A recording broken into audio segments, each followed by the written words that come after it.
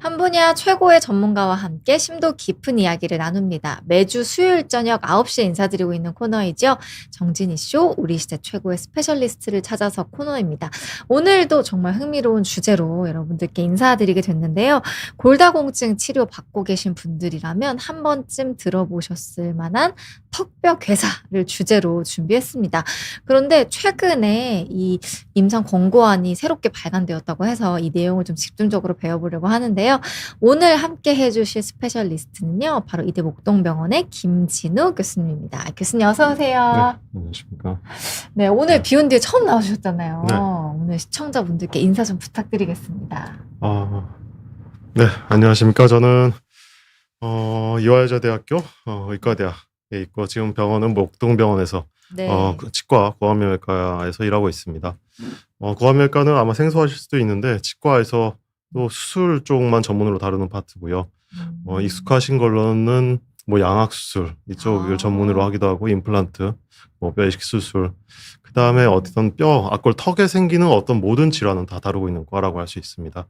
그러다가 이 약물, 다른 저희 네. 치과랑은 상관도 사실 없었던 그런 약물 때문에 이상하게 턱뼈에 문제가 생겨가지고 오는 환자들이 생기면서 이런 논의와 이런 권고안 이런 제작 네. 논의가 시작되게 된 거죠. 그래서 오늘은 아마 그 얘기를 좀 드리게 될 것 같습니다. 그러니까요. 아주 이 역에 대해서 너무 자세히 아신다고 또 다른 교수님께도 추천을 받아가지고 교수님을 이렇게 모시게 됐는데요. 최근에 이렇게 이 개정안도 들고 와 주셨는데, 그쵸? 네, 이게 약물 관련 악골 괴사증, 우리가 흔히 턱뼈 괴사라고 알고 있는데 이게 굉장히 오랜만에 새롭게 개정이 됐다고 들었습니다. 2009년 이후로는 처음 개정이 됐다고 들었는데요. 이게 아무래도 오랜만에 새롭게 정비가 되다 보니까 이제 치료하시는 의료진분들 입장에서도 환자분들 뭐 약 복용 관련해서도 조금 더 분명해진 부분들이 있을 것 같아요, 교수님. 네. 어떤가요? 이게 이 질병 자체가 2003년에 처음 보고가 됐거든요.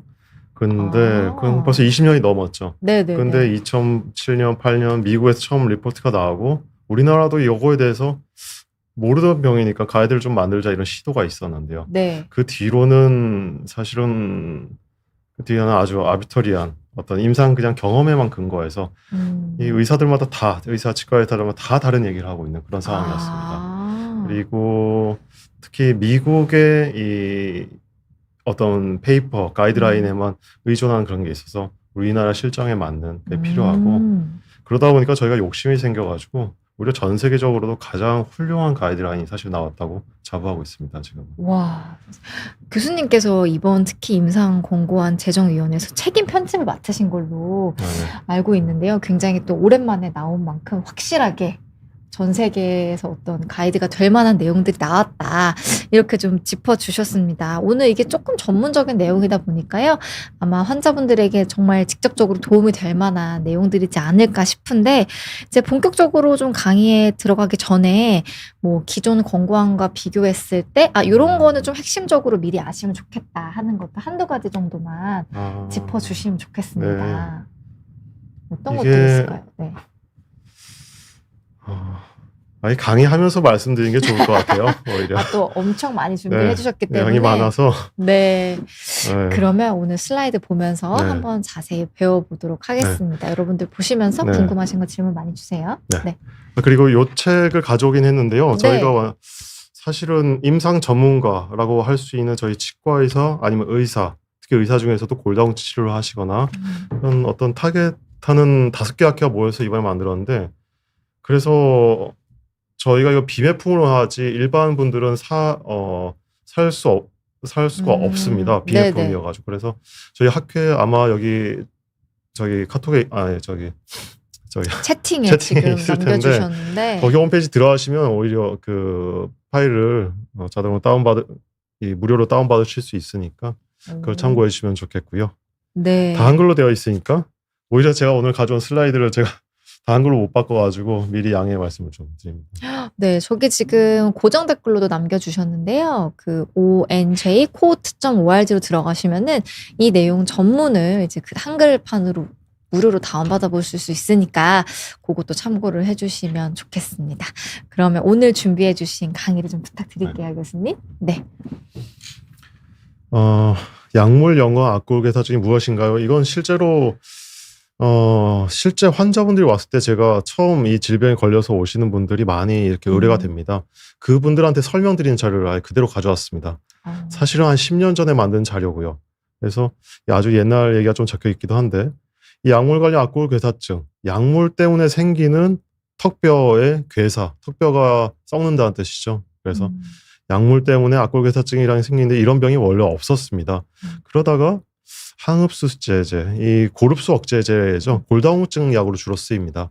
아니면 이 암 중에 이 유방암이나 아니면 전립선암이나 아니면 마이엘로마 라고 부르는 골수종 같은 경우는 뼈를 침범하기 때문에 그 뼈 전이를 막기 위해서 쓰는 이 항고릅수 억제제를 쓰는 분들이 많은데 그게 일종의 약물 부작용이라고 할 수 있죠. 그래서 이 약물 부작용이 특히 치과 위험인자나 전신적 위험인자 요인들이 많이 가지고 있는 분들한테 쉽게 생깁니다. 그래서 이 약을 드시는 분들이 발치나 아니면 틀니를 하거나 아니면 치주염 아니면 요즘에 임플란트도 여기 들어갑니다. 그래서 이런 경우에 악골괴사증이 생기는 거죠. 그래서 이게 다 생기는 건 아닙니다. 뒤에 또 말씀드리겠습니다. 그래서 악골괴사증이 이렇게 생기면 처음에 이렇게 붓는 것 같기도 하고 이가 좀 문제인가? 그런데 실제로 여기 엑스레이 보시면 아마 비전문가분들이 보시더라도 뭔가 치아 주변에 문제가 생긴 게 아니고 임플란트랑 턱뼈 자체가 이상하게 다 뭔가 파괴된 것 같은 검은색이 좀 파괴되는 그런 양상을 보이는 건데요. 그리고 실제로 이렇게 노출되고 뭔가 빨갛게 붓고 근데 실제로 보면 수술하러 들어가면 뼈가 다 썩어 있고 그런 형태를 보이는 경우가 많습니다. 교수님 근데 밖에서도 이렇게 보일 만큼 밖에도 이렇게 네, 맞습니다. 여기가 염증이 괴사가 진행되고 염증이 심해지면 요 안에서만 머무는 게 아니고 점점 이렇게 커지면서 그냥 이 정도가 아니고 여기까지 다 이렇게 드러내는 분들도 있습니다. 심한 분들은. 그렇군요. 네네네. 그래서 네.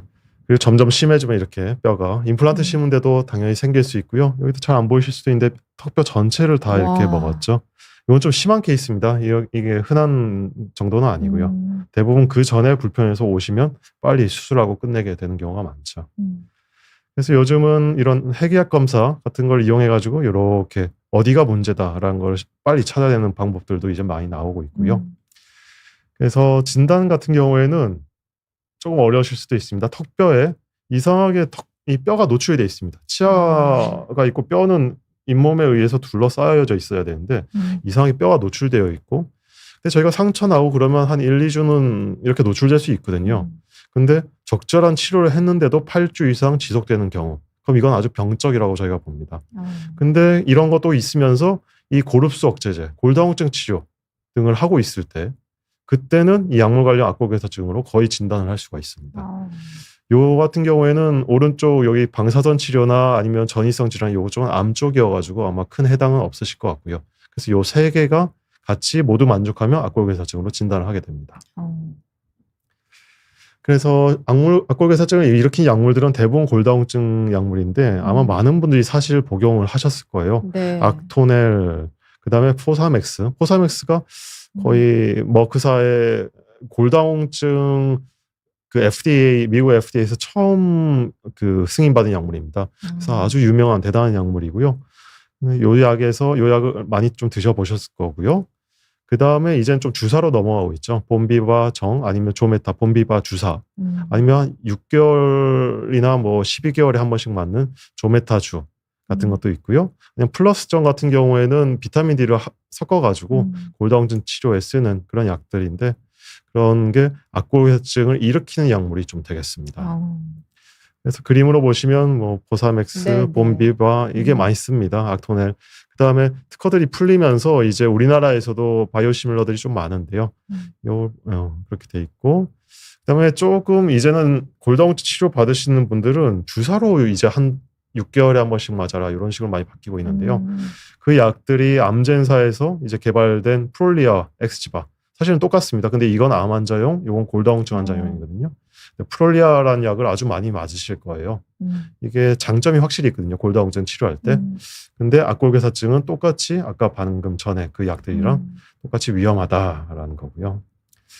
그래서 이게 기본적인 설명이었고요. 한번 뒤로 넘어갈까요? 이제는 혹시 혹시 들으시면서 궁금하신 거 있으면 언제든지 네, 네, 질문들을 중간에 좀 끊으시죠. 주셨는데요. 네. 일단 좀 내용 내용을 좀 더 진행해보고 진행을 하죠. 제가 네. 잘 전달드리도록 하겠습니다. 네. 그래서 제가 영어로 영어는 한글로 잘 못 바꿔 하는데 이거 잘 모르겠다 하시는 건 언제든지 채팅을 좀 네. 남겨주십시오. 그래서 네.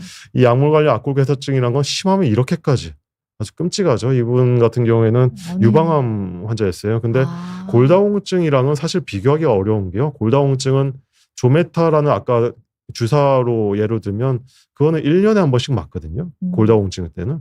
그걸 로우 도즈라고 부릅니다. 낮은 도즈로 주는 거죠. 근데 암일 때는 하이 도즈로 줘야 됩니다. 12배를 줘야 됩니다. 한 달에 한 번씩 맞아야 됩니다. 네네. 그럴 때는 악골괴사증이 훨씬 잘 생기겠죠. 그래서 로우 도즈로 맞는 그 골다공증 이 농도로 이 약을 투여받으신 분들은 악골괴사증이 0.1%밖에 안 생기는데요. 네. 하이 도즈로 맞으시는 골전이 맞기 위해서 하신 분들은 3에서 15%까지 아주 높은 이걸로 생길 수가 있습니다. 교수님, 그럼요. 0.1% 정도 생긴다라고 이해를 하면 될까요? 0.1% 네. 뭐 이견이 있는데 0.01에서 0.05 정도로 보시는 게 제일 적절할 것 같습니다. 그래. 근데 사실 되게 유명한 부작용이잖아요. 그래서 네. 저는 그 빈도가 더 높을 거라고 생각했거든요. 맞습니다. 근데 생각보다는 좀 맞습니다. 낫네요. 그래서 골다공증 좀 이따도 말씀드리겠지만 골다공증 치료는 저희도 크게 걱정을 안 합니다. 거의 안 생길 것이다 라고 생각을 하고요. 근데 어떤 경우에 위험한 경우가 있습니다. 네네네. 그 위험한 경우로 오늘 좀 말씀을 드리려고 합니다. 알겠습니다. 그래서 교수님. 저희는 결론을 먼저 말씀드리게 되는데요. 네네네. 골다공증 치료는 그대로 진행을 다 하시고요. 근데 치과 치료를 받으시는 시기랑 골다공증 치료하는 시기랑 아주 겹치게 되실 겁니다. 대부분 60대 초중반 이렇게 넘어가시면 둘 다 아마 치료를 받게 되실 뼈도 약해지고 거예요. 이빨도 같이 약해지니까요. 근데 치과 치료, 골다공증 약을 복용을 하면서 치과 치료할 때가 그때가 위험한 거거든요. 그래서 그때 악골괴사증 이 발생을 최소화할 수 있는 어떤 전략들이 있습니다. 그런 거를 오늘 좀 말씀드리려고 합니다. 아주 핵심 내용이 이제 기다리고 있습니다. 그것 때문에 이런 임상 공고안을 만들게 된 거죠. 자, 넘어가 보겠습니다. 그래서 논란이 계속 있었습니다. 저희가 20년이나 됐는데도 이 질병을 잘 이해를 못하고 있어요. 그래서 많은 연구가 계속 진행되고 있는데 말씀드렸듯이 골다공증 환자한테 제일 많이 쓰고 있고 아니면 뼈에 골 전이를 하는 암 환자들한테 또 주로 쓰고 있습니다. 근데 이런 환자들이 치과 치료, 발치, 임플란트, 틀니 하러 가면 약물 관련 악골괴사증 발병이 크게 증가하는 거죠. 그럼 치과 의사 같은 경우에는 이 약은 드시지 마십시오 라고 하는 사람도 있었고요. 그 다음에 골다공증 치료하신 분은 이거는 인시던스 발생률이 매우 낮으니까 그냥 뭐 하십시오. 그러니까 서로 좀 분쟁이라고 해야 되나 논란이 상당히 생기게 된 거죠.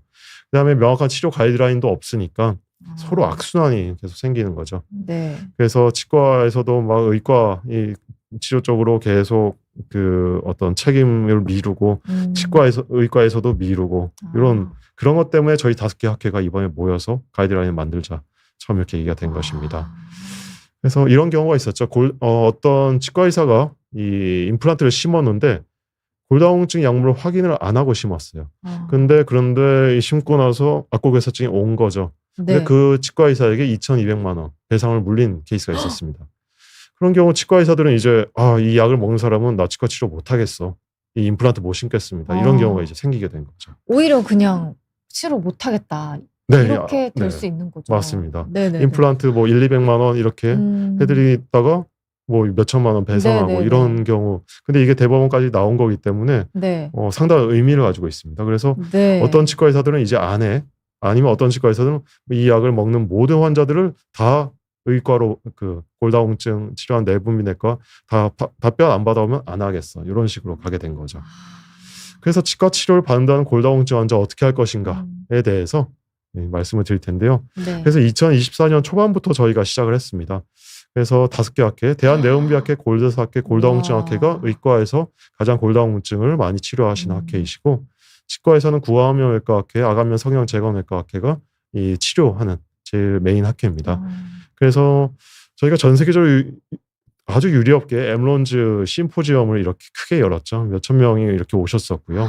그때 정말 관심이 많으셨고 이건 정기 학회는 아니었기 때문에 오히려 더 와. 관심을 보여주신 것 같습니다. 그리고 그때부터 이제 포지션 미팅을 시행을 하면서 이제 네. 가이드라인을 작성을 한 거고요. 교수님들이 이제 한 4-5분씩 학교에서 오셨는데 네, 저 때문에 정말 고생 많이 하셨죠. 와, 여기 교수님 그래서- 이름 저기 여기 딱 보이는데요. 김진희 예. 교수님. 네.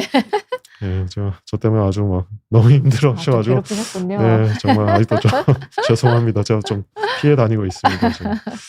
그래서 저희 권고안은 네. 안에 보시면 이런 식으로 내용이 있고요. 그래서 2025년 10월에 요쪽에 이제 임상공고안 출판했고, 그 다음에 영어 버전으로도 이제 결론적으로 말씀드리면 저희가 하면서 아주 욕심을 많이 내서 웬만한 각국의 미국이랑 유럽에서 나온 게 가장 많이 전 세계적으로 쓰이고 있거든요. 근데 오히려 그것보다 훨씬 더 자세하고 업데이트된 내용으로 이번에 논문 분석이나 이런 리뷰를 다 했습니다. 그래서 그 내용을 우리만 이렇게 한글로 보는 건 옳지 않다. 그래서 영어로 이렇게 버전 이 SCI로 내게 퍼블리시 했고요. 이것도 한번 확인해 보시면 좋겠습니다. 이야, 네. 자, 그럼 내용으로 다시 들어가 보겠습니다. 그래서 네. 아까 정의는 잠깐 말씀드렸는데요. 예, 악골괴사증 이 원인 약제를 드시는 분, 그리고 8주 이상 치과 다녔는데도 안 낫는 분, 그런 분들이죠. 그래서 진단 같은 경우에는 좀 전문적인 영역일 수도 있습니다. 이 파노라마 방사선 영상에서 딱 보셨을 때 이상하시죠? 이렇게. 네. 이거는 뭐 치과 의사의 영역일 것 같습니다. 이렇게 보이면 이건 빨리 구강외과 대학병원으로 빨리 보내야겠다라는 이런 그림이죠. 뼈가 없습니다. 원인 없이 이렇게 다 썩은 거죠. 궁금한 게요. 네네. 환자분들이 사진을 앞에서도 사진을 네. 보여주셨는데 네네. 이 정도면 본인도 인지를 하실 것 같은데 이게 초기에는 좀 이게 좀 판단하기가 어렵나요? 초기에는 판단을 하기 어려운 그래요? 게 큽니다. 치주염도 그렇고 이 악골괴사증도 그렇고 별로 안 아프면서 진행을 합니다. 통증이 적어서 통증이 알기가 적습니다. 어렵군요. 바로 뼈가 썩어버리거나 뼈가 흡수된 상태니까 감각을 못 느끼는 거죠. 오히려 치아가 썩었으면 조금만 썩어도 압력이 확 증대하면서 통증이 생기는데 네네네. 얘는 바로 감각신경이 작동을 못하게 괴사가 되어버리니까 안 아프면서 계속 큰 건데, 특히 이분들 이런 케이스는 네. 약간 매우 고령이셔가지고 잘 케어를 못 하시는, 누가 옆에서 봐주거나 그러기도 네네네. 어려우신, 그래서 이렇게 큰 경우가 많고요. 그래서 오히려 도시분들보다는 이 지방에 계신 분들이 되게 심하게 이렇게 진행돼서 오시는 경우가 많습니다. 그러면 수술도 커지기 때문에 훨씬 좀 빨리 보셨으면 훨씬 빨리 치료가 끝났을 텐데 이런 경우가 좀 많죠. 그렇군요. 통증은 없지만 어쨌든 좀 이상하다 하면 빨리 좀 네, 큰 맞습니다. 병원으로 가보시는 게 필요하겠습니다. 그냥 체크만 하시는 거는 뭐 접수비나 뭐 돈 안 받는 병원도 많으니까요. 네. 그래서 이런 파노라마로 제일 먼저 빨리 찾을 수 있고요. 근데 쉽지가 않습니다. 이런 거 봤을 때 이 케이스인데 어떤 리퍼된 케이스입니다. 어떤 병원에서 이렇게 심었는데 뭔가 좀 이상한 것 같기도 하고 안 이상한 것 같기도 하죠. 네. 근데 여기에 임플란트를 심었답니다. 그 원장님이. 근데 심었는데 뭔가 좀 약간 저희가 보기엔 조금 이상한 부분이 있는데 이거 비정상이라고 여기는 애매하거든요. 네. 근데 나중에 악골괴사증이 생겨서 온 거죠. 어머. 그래서 CT 여기 골 노출, 임플란트는 여기 들어가 있는데 골 노출되면서 결국에는 빼고 수술한 그런 케이스였습니다. 근데 웬만한 치과에서도 이런 걸 놓친 경우가 많거든요. 그래서 CT 같은 것도 이렇게 찍고 저희도 아주 애매할 때는 MRI까지 찍습니다. MRI를 찍어야 주변에 이제 조직 반응을 확실히 볼 수 있는데, 근데 MRI는 좀 너무 과도한 면이 있어가지고 네. 정말 진단에 어려움이 있는 경우 아니면 저희는 굳이 찍지는 않고 있고요. 도움은 많이 됩니다. 근데 비용이나 거기 안에 들어가 있어, 저도 찍어봤는데 한 30분, 1시간 동안 누워 있어야 되잖아요. 그게 참 힘들어서 꼭 필요한 경우 아니면 안 찍고 오히려 많이 찍는 게 핵약 검사입니다. 뼈를 진단하는 방법이 많이 없거든요. 아직 2025년 뭐 AI 시대에도 뼈를 진단하는 방법이 쉽지가 않습니다. 근데 이 핵약 검사 같은 경우에는 현재 염증, 뼈의 염증이 어떻게 위치하는지를 아주 상세히 보여주는 아주 좋은 이 방법이고요. 이 같은 경우에는 일반 로컬에서는 어렵고 대학병원 결국에 오셔서 찍어야 됩니다. 그래서 뭔가 아까 그 케이스처럼 CT에 명확하지 않은데 이거 찍어보면 이제 뭔지 아는 거죠. 그러면 이건 악골괴사증이구나. 저희도 이제 확신할 수 있게 되고 설명드리기도 매우 좋죠. 그런데 이런 검사들은 혹시 큰 병원에 대학병원이면 가야지. 거의 됩니다. 공환과 있는 병원이면 거의 다 되고요. 네네네. 그런데 그리고 보험이 거의 다 돼가지고요. 아, 그래요? 네, 크게 경제적인 부담도 없고요. 대신 조금 불편하시죠. 한 2시간 무슨 약제를 먹고 네. 2시간 아니면 4시간 있다가 다시 한번 또 찍어야 되기 때문에 아. 연세 드신 분들은 좀 불편해하시는 경우가 많습니다. 음. 병원에 하루 종일 있었다 뭐 이렇게 얘기하시는 경우도 있죠. 요즘은 여기 CT랑 결합해가지고 이렇게 3D로 이렇게 보여주면 매우 정확하게 수술할 수 있는 와. 모달리티들이 나와가지고 아까 그 케이스입니다. 여기 임플란트 여기 있었죠? 네. 여기 딱 여기 그럼 여기만 수술 딱 제거하면 끝나게 되는. 아. 그렇지 않을 때 요 엑스레이 보고 어떻게 어디까지 잘라야 될지 명확하게 알 수 있는 고환과 의사도 사실은 잘 없습니다. 그렇게 말할 근거도 부족하고요. 근데 이런 게 좀 도와줄 수 있는 거죠. 이게 네네. 꼭 또 100% 맞다는 것도 아닙니다만 네. 이런 방법들이 요즘 많아졌습니다. 네. 그리고 이거 좀 어려우신 내용일 수도 있는데 하나만 이거 더 말씀드리면 이건 저희 쪽에 아주 큰 이슈였는데요. 네. 2003년에 처음 이 병이 생겼는데 2007년에 막스라는 구안과 의사가 혈청 골다공증 어떤 CTX라는 검사법이 있어요. 그 빈혈일 때 저희 헤모글로빈 수치 검사하잖아요. 네. 근데 CTX라는 검사람이 악골괴사증을 예측할 수 있다. 그래서 와. 그건 대단한 마커잖아요. 근데 네.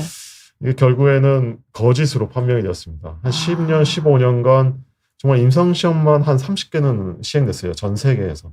하지만 결국에는 아무 효과가 없었습니다. 그래서 다른 마커들도 있었고 그런데 요즘 그래서 요 연구들이 많습니다. 이게 있으면 골다공증 치료하면서 치과 치료하는데 100% 안전합니다 라고 말할 수 있는 마커잖아요. 네. 그래서 그런 거를 지금 많이 연구는 하고 있는데 아직은 없습니다. 좀 그래서 아쉽네요. 조금만 기다려 주십시오. 네. 라는 지금 현재 상태입니다. 그렇고 이제 조금 더 들어가 보겠습니다. 저희 이 임상 권고안의 내용인데요. 이건 좀 어려우실 수도 있는데 글씨 제가 좀 그림 이런 정리를 좀 못 해놨네요. 원래 이제 먹는 경구 비스포스포이트 제제가 이게 제일 1번이었어요. 네. 그러다가 이제 이 비스포스포이트 제제란 거는 한번 먹으면 막 속이 막 뒤집어지고 오심구토가 매우 심합니다. 그래서 이 약은 특이하게 밥 먹고 드세요가 아니고 대부분 약은 밥 먹고 드세요잖아요. 근데 이 약은 위장관 장애를 매우 심하게 일으켜가지고 아무것도 먹지 말고 아침에 물이랑만 같이 드세요. 매우 특수한 약입니다. 그리고 먹고 난 다음에 누워있지 마세요. 빨리 흡수를 시키기 위해서. 그런 약이 경구 비스포스포이트인데 그러니까 사람들이 잘 안 먹죠. 100개를 줘야 이 골다공증 100개를 다 먹어야 골다공증 치료가 되는데 안 드시니까 이제 주사로 점점 넘어가게 된 거죠.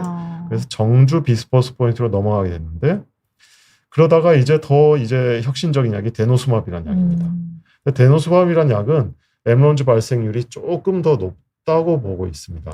아니면 거의 비슷하다고 보고 있는데 아직은 연구가 좀 부족하긴 한데 더 높다고 보고는 되고 있는데 단정하기는 아직 어려운 상태. 그래서 좀 아직은 비슷하다 정도로. 그래서 골다공증 치료 약제들이 거의 비슷한 위험도를 가지고 있다고요. 저희가 우리나라 전수 데이터를 한번 싹 조사해봤습니다. 우리나라 심평원 데이터를 이제 오픈해서 연구를 할 수 있죠. 그러면 골다공증 약제를 먹는 한 100만 명 환자를 다 조사해봤습니다. 와. 그렇게 했을 때 근데 먹는 환자분들은 좀 다르잖아요. 어떤 분은 뭐 100개 줬는데 100개 다 먹고 어떤 사람은 100개 줬는데 하나만 드시고. 그쵸. 그래서 IV 환자로만 연구해야 정확하겠죠. 그래서 했을 때 0.21% 아까 0.1% 이렇게 했는데 IV 비스포스포이트는 조금 경구보다는 좀 높습니다. 네네네. 그래서 0.21% 정도로 조사가 됐고 거기에 근데 치과 가서 발치하는 이력이 있으면 3배로 늘었습니다. 훨씬 위험해지죠. 네. 그래서 이 약 먹는 사람도 위험하지만 치과 가서 발치하면 3배 높아집니다. 3배로 올라간다. 최소 3배입니다. 어떤 연구에서는 수십 배라고 봅니다. 그리고 이 연구는 아주 좋은 네이처 쪽 여기 되게 유명한 연구에 실려가지고 아주 공신력을 인정받았고요. 근데 요거 같은 경우는 아직 논문 이제 제출하고 있는데 데노스맙도 이제 요 연구 결과가 나왔습니다. 근데 데노스맙은 조금 높게 나오죠. 그러네요. 아까보다는 높아졌네요. 좀 높게 나오죠. 근데 요거는 저희가 아직 N수 환자 수가 좀 이 데노스맙이라는 약이 보험된 지가 얼마 안 됐습니다. 그래서 비보험은 이 연구에 안 잡히거든요. 그래서 좀 높게 잡힌 거 아닌가 조금 의심은 저희 하고 있습니다. 그래서 요거랑 비슷하거나 조금 높을 것이다라고 보시는 게 정확할 것 같습니다.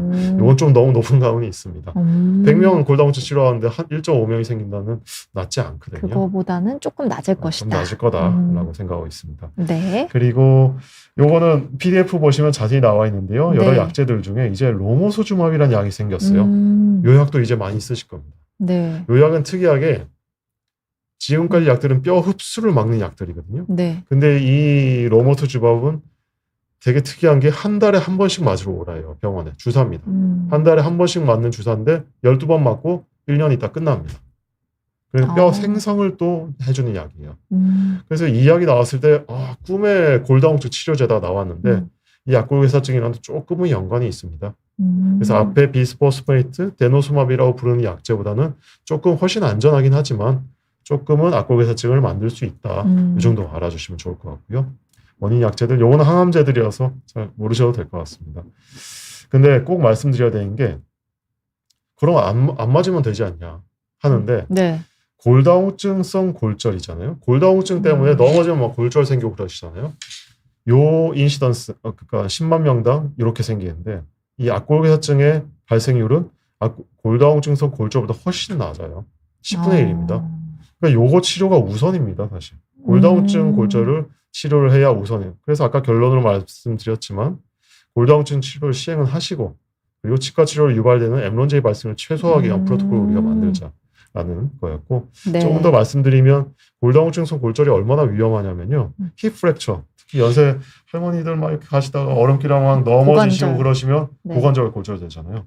근데 8년 있다가 몰탈리티 레이트, 그러니까 돌아가시는 분들이 60%가 돌아가십니다. 60%요? 보통 골절이 아니에요. 힙 프랙처는. 그래서 악골괴사증은 걸리시면 돌아가시는 병은 아니거든요. 이거 치료하기만 하고 병원에 좀 살다시피 하셔야 되긴 하지만 그런 건 아닌데 힙 프랙처 오면 돌아가십니다. 이거는. 그래서 이거는 정말 위험한 병이라는 걸 꼭 인지해 주셔야 돼요. 골다공증을 그래서 꼭 치료해야 된다는 병. 그 다음에 뭐 8배, 그 다음에 뭐 브레스트 캔서랑 비교했을 때 오히려 골다공증은 더 입원을 더 오래 해야 된다는 병. 그 다음에 힙 프랙처가 오면 60%는 무조건 혼자 이제 못 움직이신다는 거예요. 매우 위험한 병입니다. 골절은. 그래서 돼 있고, 근데 이 악골괴사증도 꼭 아주 안전하고 그런 병은 아니에요. 아주 쉬운 병은 아닙니다. 네네네. 여기 보면 제 케이스를 하나 가져왔는데 이건 심한 경우예요. 꼭 이렇게까지 가는 경우는 아닙니다. 이분 되게 심하죠. 뼈가 다 녹았죠 여기. 와. 그래서 절단을 합니다. 뼈가 없어져야 돼요. 그리고 장골, 여기 요런 엉덩이 쪽에 장골이 있잖아요. 장골에서 뼈를 가져서 이렇게 재건을 하는 겁니다. 그리고 나서 임플란트도 심어 드려야 되잖아요. 그래서 이렇게 특수하게 아주 웬만한 뼈 이식 방법으로는 안 됩니다. 그래서 와. 뼈를 이렇게 재생을 해줘서 3D 프린팅을 해서 이렇게 재생을 시켜드리고 그리고 또 임플란트 해서 하니까 이분 같은 경우에 총 한 2년 정도 전신 마취 2번 하고 임플란트 수술도 한 2번 하시고 그리고 돈도 수천만 원 들어가는 거죠. 그래서 엠론제이라는 거는 이것도 생기면 정말 고통스러운 병이고 제일 좋은 건 안 생기게 하는 게 저희의 목표다. 저희의 목표라는 거. 그래서 어떻게 하면 좋겠는가? 그래서 이 결론적으로는 엠론제이를 예방한다고 약을 끊으면 골절이 10건 이상 더 생깁니다. 그러니까 엠론제이 예방한다고 해가지고 약 끊으면 절대 안 된다라는 게 저의 목표입니다. 지금까지는 약 무조건 끊어라 하는 치과 의사들이 아주 많았거든요. 근데 이제는 저희도 아주 조심하게 말하고 있습니다. 골다공증 치료는 계속 하시고 근데 치과 치료를 아주 정밀하게 네. 이 계획을 짜가지고 받으셔야 됩니다. 그래서 투여 타이밍을 미세 조정하고 재투여하고 전환 계획을 잘 짜야겠습니다. 라는 거죠. 그래서 주요 권고인데요. 비스포스포네이트. 아직은 이 약이 좀 와닿지 않으실 수도 있을 것 같은데요. 근데 이 약이 주된 골든 스탠다드였습니다. 근데 이 고위험 환자, 좀 이따 고위험 환자분들이 무슨 환자인지 알려드리겠습니다. 네. 그분들한테는 예방적 약물 중단을 그래도 해야 되겠다. 그다음에 데노스마, 6개월에 한 번씩 맞는 이 골다공증 주사는 예방적 약물 중단을 권고하지 않았습니다. 이번에 안 끊으셔도 된다. 네네네. 근데 언제 맞아야 된다라는 것을 이번에 정했습니다. 그걸 보여드리겠고 그리고 웬만하면 치과 가셔가지고 사전 구강평가를 먼저 해서 이 악골괴사증이 생길 수 있는 위험을 다 없애놓고 골다공증 치료를 하면 제일 안전합니다. 깨끗하게 다 해놓고 치주염, 그냥 미리 이미 빼놓을 것 다 빼놓고 임플란트 다 해놓고 골다공증 치료하시면 엠론제이가 거의 아예 안 걸리신다고 보셔도 됩니다. 와. 그렇게 해서 먼저 좀 치과 치료 다 하시고 그 다음에 이제 골다공증 치료하시면 제일 좋겠습니다. 라는 게 저희 입장입니다. 그래서 요거는 논문이가 빨리 아까 그 논문의 주요 결과인데 그래서 약을 드러그 할리데이라고 저희 부릅니다. 드러그 약을 할리데이 휴약이라고 부르죠. 얼마나 네. 그러니까 약을 많이 끊으면 골다공증이 이 악골괴사증이 안 생길 것인가? 요거에 대한 논문이 논란이 아주 많았어요. 이걸 길게 끊는다고 해서 뭐 엠런지가 뭐 많이 바뀌겠어? 이런 임상 의사분들도 되게 많으셨고. 근데 요 논문이 나오면서 이제 그런 권고안이 나올 수 있게 되었는데요. 요 그래프 보시면 네. 색깔로 했는데 365일 끊었더니 거의 안 생기는데 네. 90일밖에 안 끊었더니 아니면 거의 안 끊었더니 훨씬 많이 생기는 겁니다. 차이가 있네요, 발생률이. 훨씬 유의하게. 저희도 이렇게 나올 줄 몰랐습니다. 저희는 약간 비슷하거나 유의성만 나오면 논문 정도로만 내야지 했는데 이렇게 명확하게 나올 줄 몰랐습니다. 저희 이게 명확하지 않아 보이실 수도 있는데 39% 그러니까 60에서 90일 정도 끊으면 39%가 감소를 합니다. 100명 생길 거 60명이 생긴다는 거죠. 네. 그리고 졸레드로니트린 약물을 60에서 90일 끊었을 때는 70%가 감소합니다. 100명 생길 거 30명이 안 생긴다는 거죠. 어마어마한 감소죠. 네. 그래서 이와 같은 경우에는 IV 비스포스포네트고 아주 통제된 그런 거이다고 개개인의 위험도를 평가는 못했으니까 제한은 있습니다만 그렇지만 이렇게 완벽한 유의한 이런 감소 효과를 보인 논문은 결과는 없었습니다. 와. 그래서 저희가 드러그 할리데이 휴약기 그러니까 치과 치료하기 전에 약을 좀 끊는 거는 정말 효과는 있습니다라고 명확하게 말씀드릴 수가 있는 겁니다. 그래서 이게 저희 여기 임상 공고안에 있는 내용이에요. 여기 있는데 비스포스포네트는 그러면 이제 이렇게 끊으십시오. 치과 의사들과 의사분들에게 이렇게 이제 공고하기 시작했습니다. 치과 수술하기 전에 2달 끊으세요. 2달. 네, 2달 끊으시고 그다음에 치과 수술하고 바로 골다공증 약 주지 마시고 6주에서 8주는 낫고 약을 주셔야 됩니다. 그러니까 치과 수술하고 이제 낫고 있을 때 본 리모델링이라고 하면 골 재형성이 아주 많이 일어나거든요. 근데 그때 또 약 들어가면 악골괴사증 또 생길 수가 있습니다. 그래서 2달 끊어주시고 2달 정도. 그래서 4달 정도 덴탈 서저리 치과 덴탈 서저리가 발치, 임플란트, 뭐 뼈 이식 아니면 뭐 그쪽 치주 수술 같은 겁니다. 근데 졸레드로니트라는 1년에 한 번 맞는 약만 좀 다르게 낫습니다. 이 약은 너무 세거든요. 네네. 그래서 이 약물 휴지기를 치과 수술하기 전에 6에서 12개월은 좀 길게 좀 끊으십시오. 이게 안전합니다. 라고 이렇게 권고를 드렸습니다. 힐링 피리어드 여기 6주, 8주는 똑같습니다. 데노스마브는 조금 복잡해요. 데노스마브는 언제 시간 되면 이거 설명드리고 싶은데 네. 요 앞에 요 약물들은 뼈에 가서 붙어 있는데요. 네. 데노스맵은 항체입니다. 그러니까 주사하고 나오면 6개월 있다가 싹 다 사라져요. 요 전약들은 안 사라지거든요. 네네. 근데 요 약은 사라지기 때문에 한번 요 약 끊었을 때 이 BMD라고 부르는 골밀도가 높아야 저희가 그 골다공증에 안 걸리지 않습니까? 네. 근데 그게 약을 끊었더니 팍 증가를 하죠.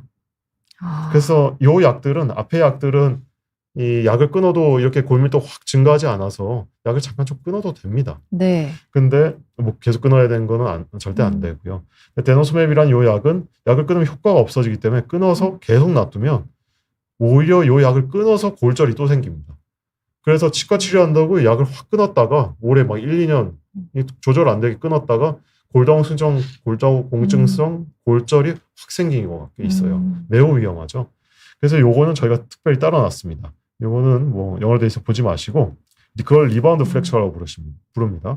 그래서 원래 이 약을 6개월에 한 번씩 줘야 되는데요. 휴약을 권장하지 않죠. 첫 번째 도즈를 주고 6개월 있다 그냥 줘라 이겁니다. 그냥 맞으세요. 근데 꼭 덴탈 서저리 시기랑 맞춰서 이걸 설정을 해야 된다는 점. 그래서 치과 수술하기 전에 3-4달 전에 맞아야 된다는 거. 맞고 나서 6주, 8주 힐링, 치유 기다린 건 똑같죠? 그러면 이렇게 3-4개월 하고 치과 수술하고 6주, 8주 하면 6개월 후에 그대로 맞춰줄 수가 있어요. 그러니까 그 타이밍을 잘 설정을 맞습니다. 하면 휴학하지 않고 맞습니다. 그대로 하는 게 가장 이익이다. 네. 그러면 이렇게 하면 엠런지도 거의 안 생길 거고 네. 골다공증성 골절도 안 생기겠죠. 이렇게 하는 게 제일 중요합니다. 요 결론을 내려고 저희가 그렇게 많은 논의를 했었던 거고요. 와. 근데 사실은 또 병원 가시다 보면 막 치과 그다음에 이 내과 선생님 막 약속 안 잡히고 막 길어질 수 있잖아요. 네. 그래도 9개월은 넘지 마라라는 거를 잊지 않아 주셨으면 좋겠습니다. 그래서 요즘 이제는 이제 권고안이 나오고 나서 한 몇 달 됐죠. 그러면서 이제 많은 선생님들이 벌써 알게 되셨어요. 그래서 벌써 환자분들한테 많이 이렇게 권고를 하고 있고 네. 나중에 어떤 법적인 이슈도 생기기 때문에 요걸 안 지켜서 치료를 했다가 생기면 또 이제 법적인 이슈가 생길 수 있으니까 그래서 아마 이런 방법을 많이 따라가지고 치료하게 되실 텐데 이런 걸 이제 하시면 되실 것 같고 지금까지 들어갈 일에 휴학기에 대해서 말씀드렸고 그럼 엠론즈에 많이 생길 수 있는 사람이 어떤 분이냐 근데 요거는 당연히 약을 많이 드신 분들이 위험하겠죠. 그래서 약을 오랫동안 치료하신 분 6개월 치료하신 분보다 막 10년 동안 골다공증 치료하신 분들이 훨씬 위험합니다. 오늘 가져오지는 않았지만 이게 되게 도질 디펜던트하게 훨씬 쫙 늘어납니다. 그래서 약물 강도 어떤 센 약을 썼는지 뭐 근데 근데 총 치료 기간 얼마나 치료했는지가 가장 위험한 거고요. 전신 위험 요인도 있어요. 고령이신 분들, 그다음에 여성, 이 골다공증 여성분들이 많잖아요. 그렇죠. 여성분들도 좀 위험하고요. 남성분들도 요즘 남성 골다공증 환자분들이 많아지고 계신데 남성분들도 절대 안전한 건 아닙니다. 그다음에 흡연하시는 분, 비만이신 분들도 꽤 높다고 나오고 있고요. 고농도의 글루코코르티코이드 요거는 뭐냐면 그 류마티스나 아니면 어떤 알러지 때문에 스테로이드를 아주 장기간 쓰시는 분들이 계세요. 그런 분들 이상하게 막 저 류마티스 막 무릎 아파서 가는데 거기 보면 스테로이드 계속 들어있는 경우도 되게 많고요. 그런 분들 정말 잘생깁니다. 엠런즈. 그리고 암 치료하시는 분들 상당히 위험이 좀 있고요.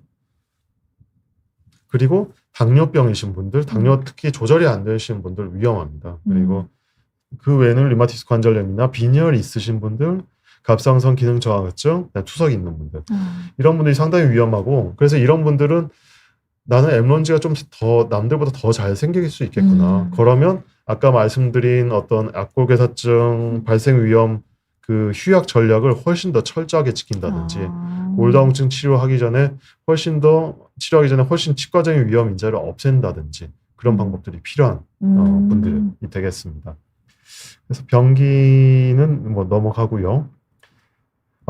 요거는 이제 좀 새로운 개념이에요. 지금까지 이 논문이 없었습니다. 근데 저희는 구강외과 사람들은 엠런즈 이거 악골괴사증이 생기면 치료하는 사람들이잖아요. 근데 이상하게 치료했는데 또 재발되는 경우가 있어요. 재발이 아주 많은 병입니다. 근데 누가 왜 재발하는지 자세히 봤더니 엠런즈 다 이제 악골괴사증 치료했다고 다시 이제 골다공 치료하러 보내세요 했는데 좀 쉬셔야 되는데 골다공 악골괴사증 하고 나서 뼈가 이제 제대로 아물 정도로 근데 바로 그 데노스맙 뭐 이렇게 세게 하시는 분이 있어요. 그러면 골다공증 치료는 당연히 중요하죠. 근데 악골괴사증이 다 나은 게 아닌데 뼈가 완전히 다 아물지 않았는데 그래서 저희가 이제 이런 얘기는 모든 가이드라인은 없습니다. 근데 저희가 재발에 대한 걸 넣었어요. 그래서 엠런즈의 발생 이후 골다공증 치료를 계속하는 환자들에서 재발이 막 발견되는데 몇 달 안에 빨리 바로 투여하면 몇 달 안에 빨리 골다공증 치료를 하면 아주 위험할 수 있다라는 걸 이제 명시하기 시작했습니다. 그래서 이거는 이제 병리 생태학적인 면에서 보면 당연한 거기도 한데요. 그래서 이런 부분. 그 다음에 이것도 좀 어려운 이건 치료 얘기인데요. 이건 자료가 다음에는 가져오지는 않았네요. 그러니까 악골괴사증 치료하기가 상당히 어렵습니다. 그 다음에 자료를 가져오지는 않았는데 대부분 수술은 한번 하긴 하셔야 돼요. 왜냐하면 수술 안 하고 예전에 보존적인 치료로 하는 경우도 많았는데 괜히 범위가 넓어지고 치료 막 기간을 1년 동안 매일 병원 가시는 분도 봤어요. 근데 그거는 누구한테도 좋은 것도 아니거든요. 그러니까 의사한테도 좋은 것도 아니고 치료하는 사람한테도 좋은 것도 아니고 환자분도 1년 동안 병원에 어떻게 매일 갑니까? 그래서 치료를 한번 빨리 끝내버리고 더 이제 퍼지지 않게 하고 그렇게 치료를 빨리 끝내버리는 게 좋다라고 이제 보고 있는데 그 치료가 되게 어려운 경우가 많습니다. 잘 안 낫는 경우가 많은데 요 테리파라타이드라고 부르는 요 약제가 있는데 이 약제 같은 경우는 원래는 골다공증 치료제예요. 이거는. 근데 이 골다공증 치료제는 이상하게 악골괴사증을 만드는 게 아니고요. 골다공증 치료제가 모두 악골괴사증을 만드는 게 아닙니다. 요 약은 악골괴사증을 치료해요. 그러니까 골다공증 치료도 하면서 악골괴사증도 치료합니다. 그러니까 최고의 약이죠. 그러네요. 골다공증 치료. 네네. 예전에는 이게 맞으려면 엄청 비쌌어요. 네. 한 번 한 달에 막 몇십만 원, 100만 원 가까이 했어요. 비싸서 근데 비싼데 좋은 약. 저희가 이렇게 얘기했었는데 이제는 확 내려왔습니다. 가격이 30만 원 정도로 내려왔고 보험도 꽤 되거든요. 근데 요거의 단점은 매일 주사를 내가 맞아야 돼요. 인슐린 주사처럼. 네네. 근데 요걸 해주시면 제일 좋습니다. 그래서 아까 저는 협진할 때 네오미내과 선생님이랑 이분 임플란트 심어드리게 해야겠는데 너무 하이 리스크야. 네. 악골괴사증 생길 것 같아. 네. 그럼 저희도 수술하기 좀 뭐하지 않습니까? 네네. 근데 안 그러면 근데 이분 못 드셔가지고 나중에 전신적인 문제가 생길 것 같다. 임플란트 빨리 해드려야겠다. 그럴 때 테리파르타이드로 골다공증 약제 바꿔버리고 그러면 악골괴사증에서 안전하면서 임플란트 다 할 수 있죠. 그런 방법도 하면서. 있습니다. 근데 이거 같은 경우에 테리파르타이드는 호르몬 제제기도 하고 어떤 칼슘 레벨이나 그런 좀 변동을 시키기 때문에 이거는 아주 내과나 이런 협진이 꼭 필요합니다. 그래서 일반 치과에서 막 쓰면서 요거는 조금 위험하고요. 그래서 요거는 구강외과랑 이런 협진 하에서 피검사 하시면서 안전하게 하시는 게 좀 필요하고요. 이런 거는 이거 좀 심한 내용이었고요. 네. 자, 그래서 이제 거의 마지막 슬라이드네요. 그래서 네. 관리와 예방. 이 같은 경우에는 예방이 제일 중요합니다. 안 생겨야 돼요, 이거는. 이 병은 없어야 되는 병입니다. 저희 구강외과 의사들도 이 병 때문에 오시는 분들 좀 안 오셨으면 좋겠어요. 왜냐하면 이 병은 예방할 수 있는 이 병이거든요. 그래서 골수 억제제, 골다공증은 당연히 치료를 하셔야 됩니다.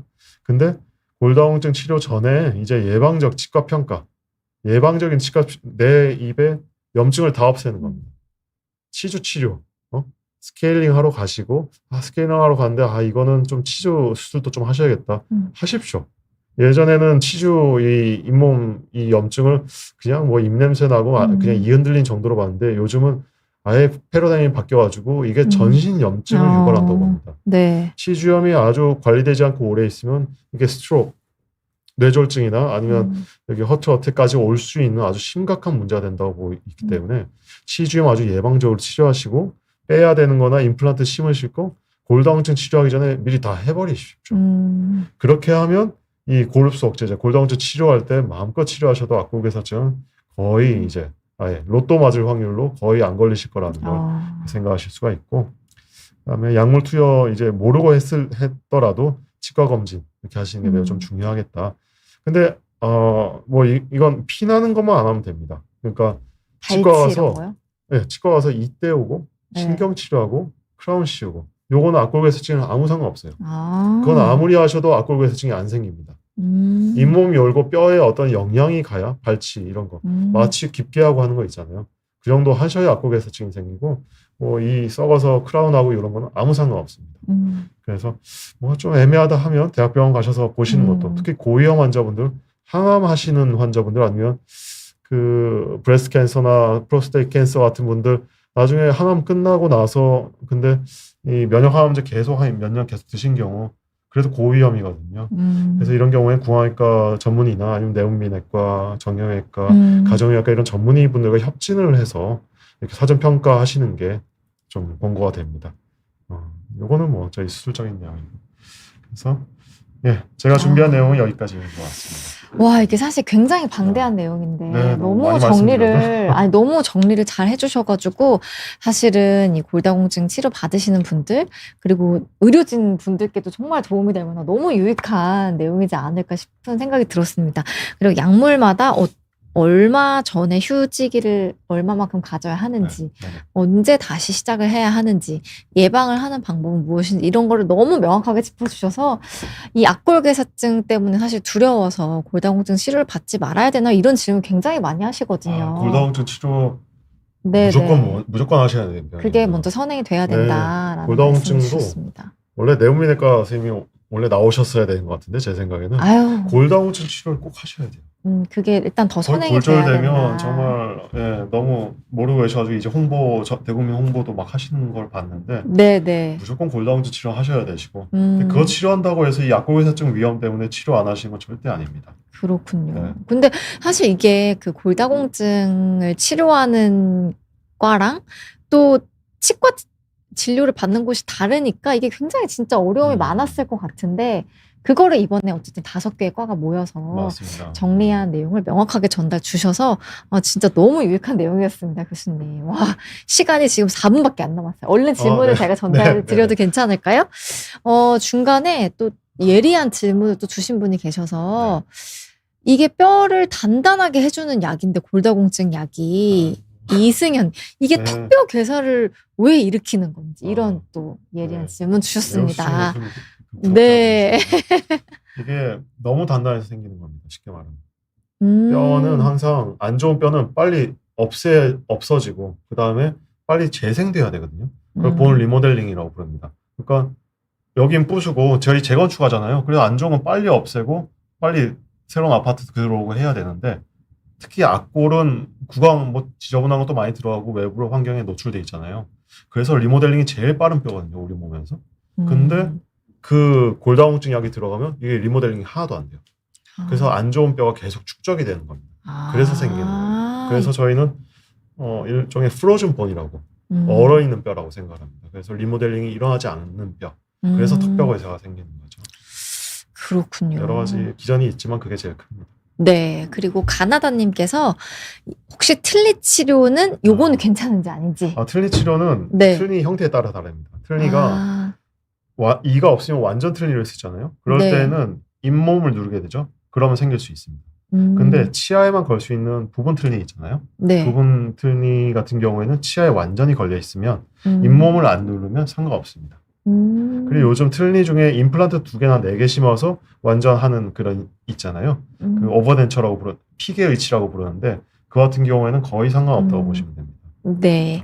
오영도님께서 실력뿐만 아니라 목소리까지 좋으시다고 이렇게 또 감사합니다. 응원의 댓글을 주셨고 너무 유익했다고 또 댓글 주셨고요. 또 질문 몇 개만 더 받아볼게요. 윤희님께서는 저희 미국에서 시청해주고 계신 시청자분인데 친구가 유방암, 자궁암 치료 후에 골다공증이 와서 치아가 쉽게 부러지고 뻘식도 했다. 뭐 이런 또 경험도 또 공유를 해주셨고 그리고 이것도 물어봐 주셨네요. 혹시 먹는 약이랑 주사약이 있는데 이게 좀 위험도가 다른지 네, 질문 아까 잘 주셨습니다. 말씀을 못 드렸는데 먹는 거보다는 주사약이 조금 더 높다라고 보시면 되실 것 같고요. 네네. 그리고 주사약 중에는 크게는 봄비바, 네. 조메타, 프롤리아, 데노스맙 3개로 나눌 수 있다고 본다면 데노스맙이 그래도 제일 세지 않나? 근데 조메타랑 비슷한 정도. 그다음에 이바누로이트, 봄비바 계열은 조금 낮은 정도. 근데 비슷하다고 생각하시면 되실 것 같습니다. 네.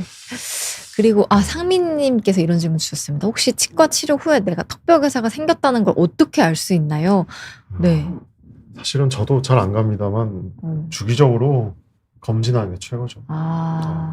저도 잘 안 갑니다. 저도 어려운 거 알고 있는데요. 네, 뭔가 네, 좀 네. 이상하다 하면 그냥 검진 받으러 가시는 건 어렵지 않잖아요. 신호가 있을 때 빨리 병원에 가시는 게 가장 특히 이쪽만 계속 보고 있는 치과 의사 이쪽이라면 사진 찍어보거나 아니면 증상을 들었을 때 네. 좀 캐치할 수 있는 뭘 알 수 있습니다. 네. 그러면 훨씬 진단이 빨라지고 치료도 훨씬 간단해지죠. 네. 러블리데이즈님 질문까지만 보겠습니다. 이거 완치를 기대할 수 있는 건가요? 네. 치료를 제가 오늘 말씀 거의 안 드렸구나. 네. 치료는 대부분 수술은 한번 아까 하게 네, 된다고 네, 말씀드렸는데 대부분 국소 마취나 아니면 전신 마취하는 경우가 많습니다. 그래서 그냥 마취하고 참기는 어려운 수술이라 전신 마취하는 경우가 많고요. 로우 도즈 골다공증 치료 약제로 맞으시는 경우에는 어떻게 설명해야 될까요? 이게 그 병이 아주 크지 않은 경우가 많습니다. 그래서 대부분 완치됩니다. 6개월에서 수술을 하고 나서 어떤 저희가 컨트롤만 잘 해드리면 6개월에서 12개월 안에 거의 다 완치하고 그러면 저는 프로토콜이 한 6개월에서 12개월 기다리고 폐기약 검사 다시 한번 찍어서 이제 재발 없다. 그러면 뼈이식 가지고 임플란트 해드립니다.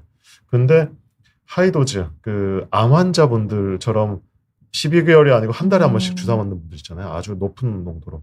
그런 경우에는 완치가 상당히 오래 걸립니다. 그래서 완치는 당연히 어떻게든지 시켜드릴 수 있는데 이거 완치 되려고 하는데 항암제 이제 써야 돼요. 암이 더 위험해요. 치료를 또 그런 경우 중단하기가 맞습니다. 어려우니까. 그래서 근데 암 치료가 우선이거든요. 무조건. 그래서 근데 골다공증일 때는 완치는 어떻게든지 할 수 있습니다. 방법은 있다. 네. 이런 말씀 나중에 주셨습니다. 임플란트를 무조건 할 수 있다는 모르겠습니다. 못하는 경우도 꽤 있습니다. 네. 아, 그렇군요. 오늘 이 특별회사에 대해서 진짜 A부터 Z까지 자세히 알아봤습니다. 이 최근 임상 권고안을 이렇게 또 책임 편집을 맡아주신 또 김진 교수님께서 자세한 내용, 아주 정확한 내용을 설명 주셨는데요. 오늘 늦은 시간, 정말 귀한 시간 함께 해주신 교수님께도 다시 한번 감사의 말씀 드리면서 오늘 라이브 마무리 해보도록 하겠습니다. 여러분 시청해주셔서 감사합니다. 감사합니다.